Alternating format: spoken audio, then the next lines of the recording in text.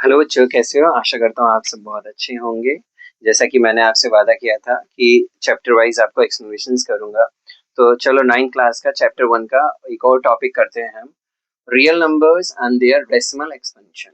हम हमको कैसे पता चलेगा? कोई भी मान के चलो आपके पास रियल नंबर दिया हुआ है, जैसे कोई भी एग्जांपल ले लेते हैं। मान के चलो अलग अलग एग्जांपल कोई सा भी, जैसे यहाँ ले लिया मैंने 10/3, 10/3, 7/8 एंड 1/7।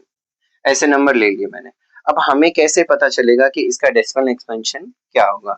डेसिमल एक्सपेंशन इसका क्या होगा और हमें कैसे मालूम चलेगा इसका कि ये टर्मिनेटिंग है या नॉन टर्मिनेटिंग है? कैसे पता चलेगा? सिंपल बच्चों, क्या करना है आपको, इसको बेसिकली इसको डेसिमल में करके देखो। जैसे एग्जांपल लिया, जैसे मान लो इसको 10 को डिवाइड करना है मुझे, 10/3।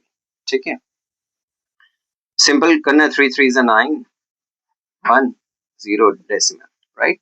3 3 9, 1 0, 3 3 9, 1 0, 3 3 9।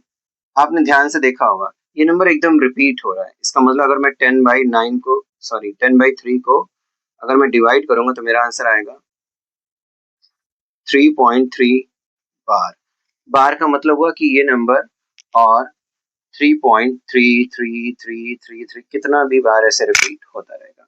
तो आप खुद देखो, तो ये डेसिमल इसका हमेशा कभी भी इसका रिमाइंडर रिमाइंडर कभी भी जीरो नहीं आएगा, कभी भी जीरो नहीं आएगा। ऐसे जो रियल नंबर होते हैं जिसको डिवाइड करने पे उनका रिमाइंडर कभी भी जीरो नहीं आए, तो वो क्या होते हैं बेटा? Non terminating. वो होंगे, ये सारे नंबर्स क्या होंगे जिसका जीरो नहीं आएगा? Non terminating, recurring, repeating.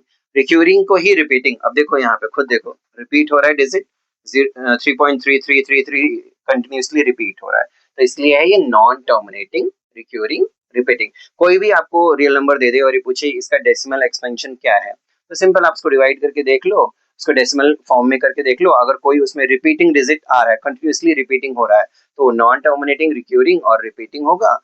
ये अगर उसका रिमाइंडर जीरो आ जाता है डिवाइड करने पे, तो वो टर्मिनेटिंग डेसिमल होगा। ओके बच्चों, जैसे ये मैंने करके दिखाया, एक और मैं करके दिखाता हूँ। यहाँ पे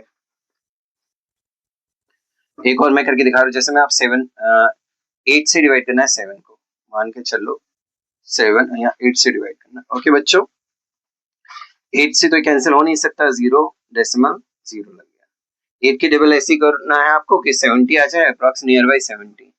तो 8 9 जा 72 होता है, तो उससे कम ही ले जाना है आपको। 8 8 जा 64, राइट? 10 माइनस बोरो किया, 10 10 माइनस 4 दैट इज 6, फिर 0, फिर सेम कंटिन्यूसली ऐसे आपको आगे ले जाना है। देखते हैं कहां तक चलता है ये। 8 8 जा 64 हो गया, ज्यादा हो गया, जस्ट उससे कम वाला ले जाओ। क्या ले जाएंगे हम? 8 7 जा 8 7 जा 56, अगेन 10 10 माइनस 6 दैट इज 4, फिर 0, 8 5 जा 40। अब ध्यान से देखो इसका रिमाइंडर क्या आ गया? जीरो आ गया। डिवीजन अगर कोई भी 9th क्लास का बच्चा होगा उसे एटलीस्ट डिवीजन तो आता ही होगा, अगर नहीं आता तो आप यहाँ ध्यान से देख लो। तो सिंपल हमने क्या करा बच्चों, 7/8, इसको जब डिवाइड करा तो मेरा आंसर आया 0.875। इसमें से कोई भी डिजिट रिपीट नहीं हुई है। दूसरी बात, जब इसको डिवाइड करने पे मेरा रिमाइंडर जीरो आ गया, तो दैट इज नोन एज, इसीलिए हम इसको क्या कहते हैं? Terminating decimal expansion.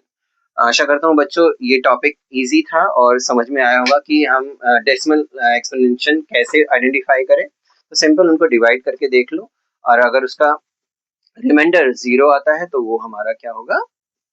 Terminating decimal होगा। और अगर उसका रिमाइंडर जीरो नहीं आता, कंटिन्यूसली चलता जाता है और रिपीटिंग होता रहता है, तो वो नॉन टर्मिनेटिंग, रिक्यूरिंग है या रिपीटिंग डेसिमल है। थैंक यू बच्चों, आशा करता हूँ आपको समझ में आया है। अगले वीडियो में मिलते हैं और भी कंटेंट लेकर आऊंगा इसी चैप्टर्स के। Thank you, bye bye.